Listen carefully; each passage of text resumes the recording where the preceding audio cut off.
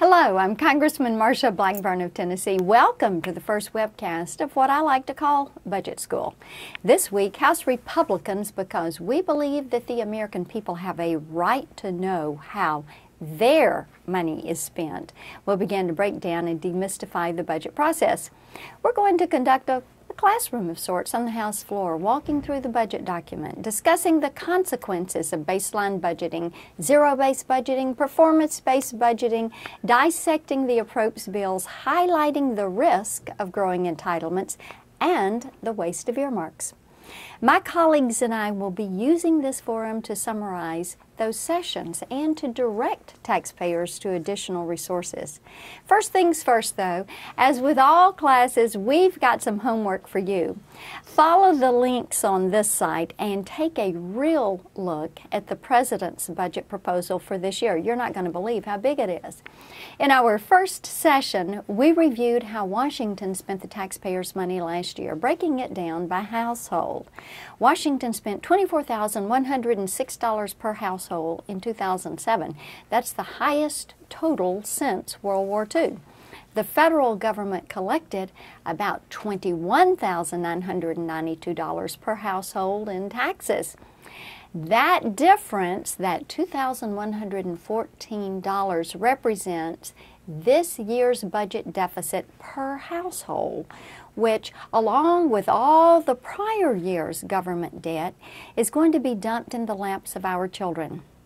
That $24,106 per household that the federal government spent breaks down this way. Social Security and Medicare, $8,301.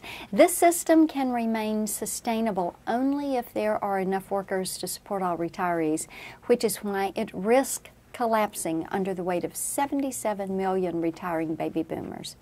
Defense, $4,951. Anti-poverty programs got $3,550. Interest on the federal debt, $2,071. The federal government is $9 trillion in debt. It owes $5 trillion to public bond owners and the rest to our federal agencies. Federal employee retirement benefits received $907 of your $24,106. Health research and regulation got $664. Veterans benefits $627. Education $584. Highways, mass transit $418. Justice administration $392.